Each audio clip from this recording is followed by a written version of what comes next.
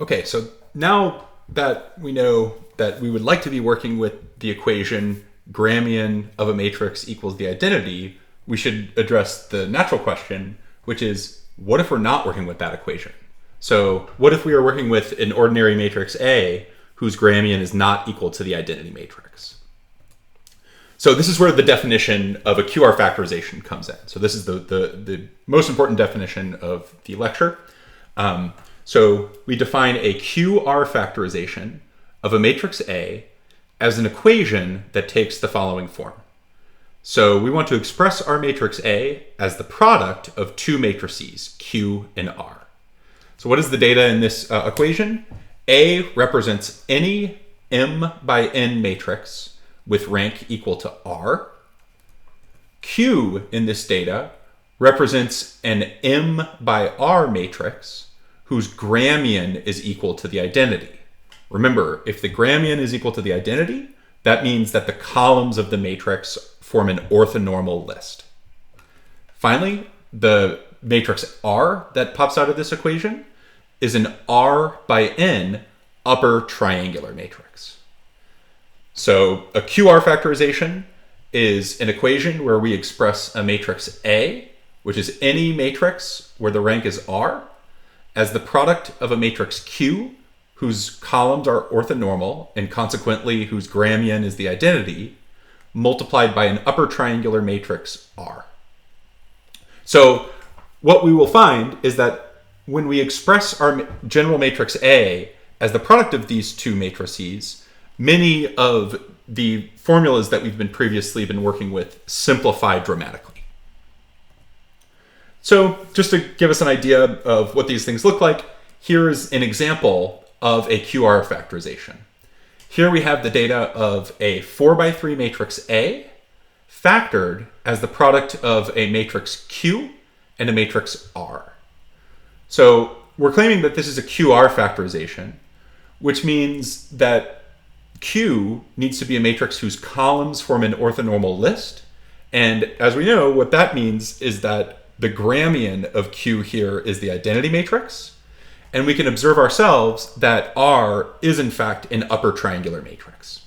So this is just one example of what's called a QR factorization. Okay, so why are QR factorizations so useful? So our first major theorem tells us that the data in the columns of Q is not the same as the data in the columns of A, but if we look at the spans, we are looking at the same data. This can be neatly summarized as a theorem. The columns of Q in a QR factorization always form a basis of the column space of our matrix. Consequently, in a QR factorization, the rank of the matrix A is always the same as the rank of the matrix R.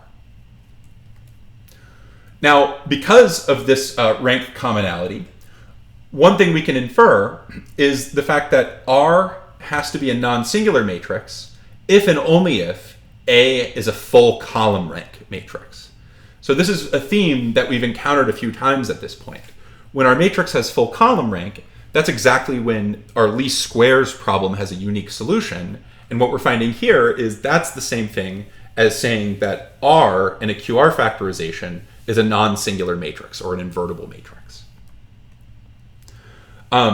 Another important fact says that in a QR factorization, the matrix A and the matrix R have the same Gramian. Now, we can prove this last theorem pretty quickly. So if we want to illustrate that A and R have the same Gramian matrix, what we want to do is we want to show that A transpose times A is the same matrix as R transpose times R. This is a really nice one-liner that helps us remember what all of the data inside of QR factorization represents. So A transpose times A in a QR factorization is the same thing as the quantity QR transpose multiplied by the quantity QR. And of course, transposition is an order reversing operation, which means Q times R quantity transpose is the same thing as R transpose times Q transpose.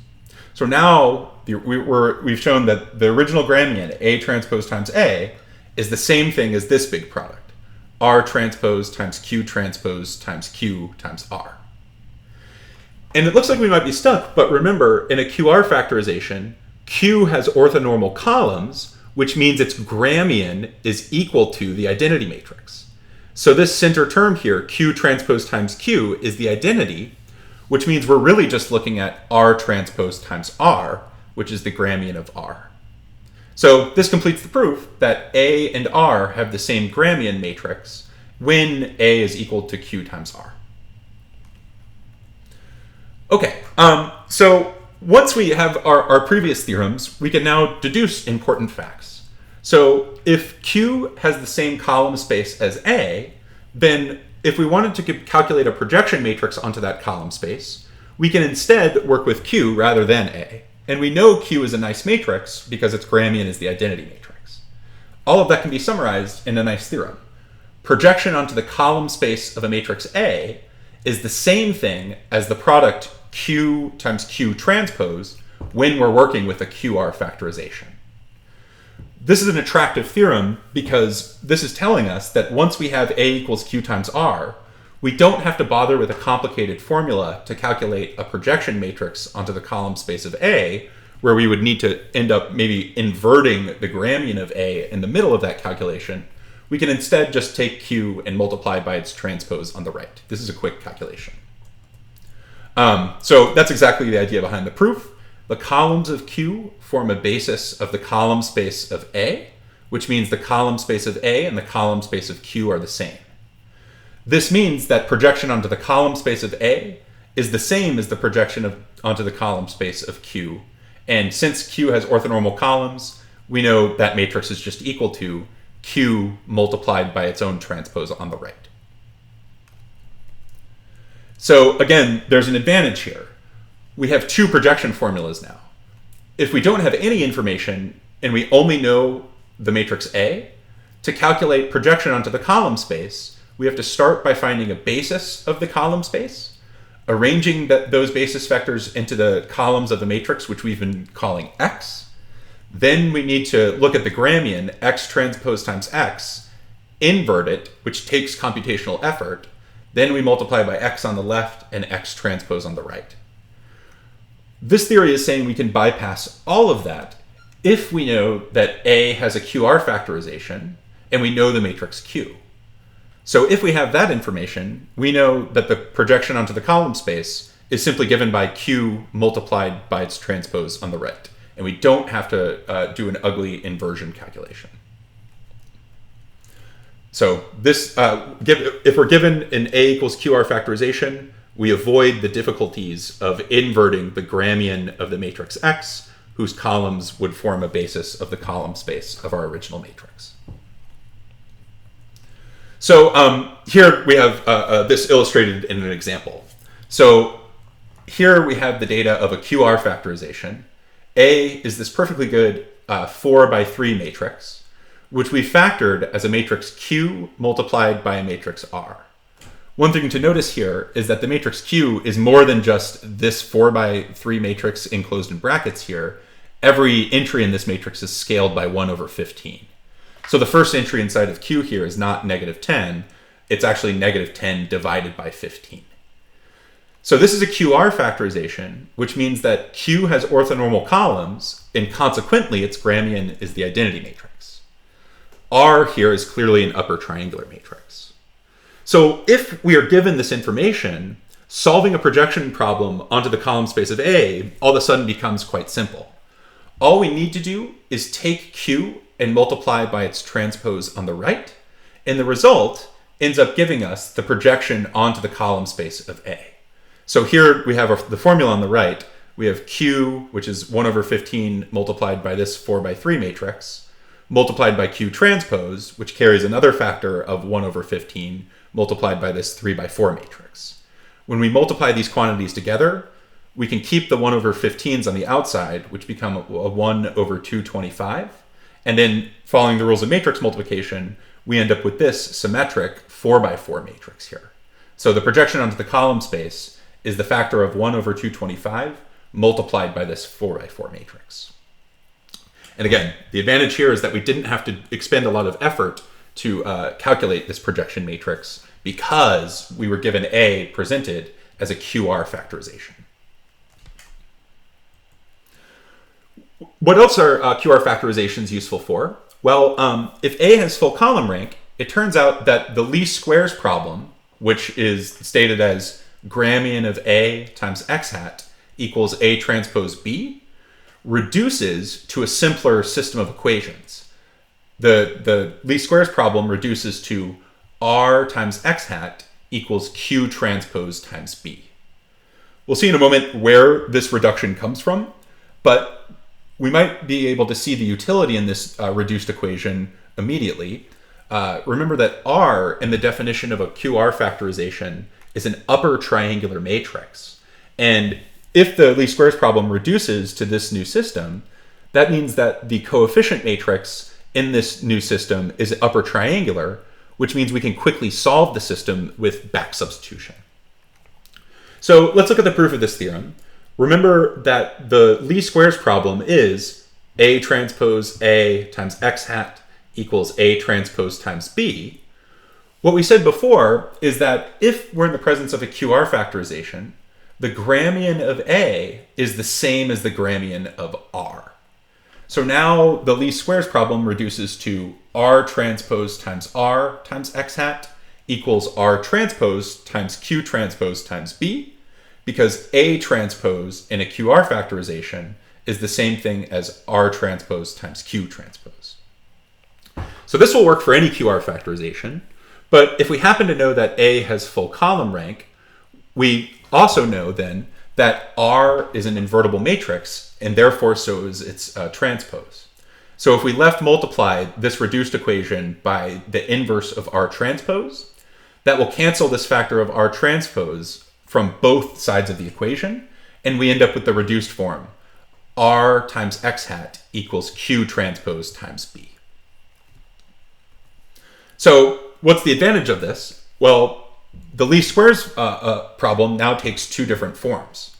If we don't have any context, we know the least squares problem looks like Gramian of A times x hat equals A transpose times B. We can always set this problem up, but at the end of the day, this is a system of equations that would require analysis. The best we can say about A transpose times A in general is that it's a symmetric matrix, but if we actually wanted to solve this system, we'd have to do some row reductions.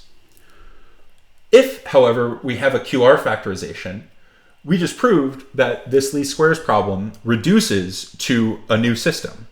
R times x hat equals Q transpose times B. The advantage here is that R is an upper triangular matrix, so we can solve this system quickly with back substitution. So again, R times x hat equals Q transpose times B can be quickly solved with back substitution since R is an upper triangular matrix in a QR factorization.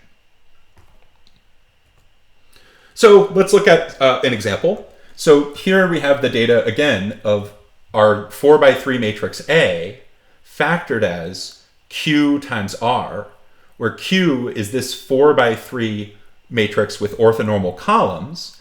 And again, Q is more than just the data of this 4x3 matrix enclosed in brackets. It's also carrying this factor of 1 over 15. Then we're multiplying by R, which is this upper triangular matrix.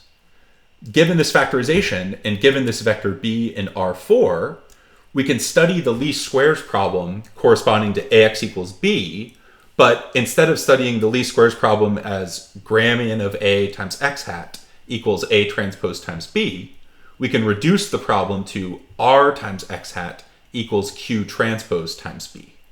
And the new system is easier to work with.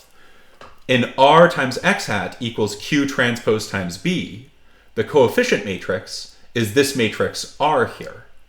So the first equation should be 3 times the first coordinate of x hat minus 3 times the second coordinate of x hat minus 2 times the third coordinate of x hat equals the first coordinate of Q transpose times B.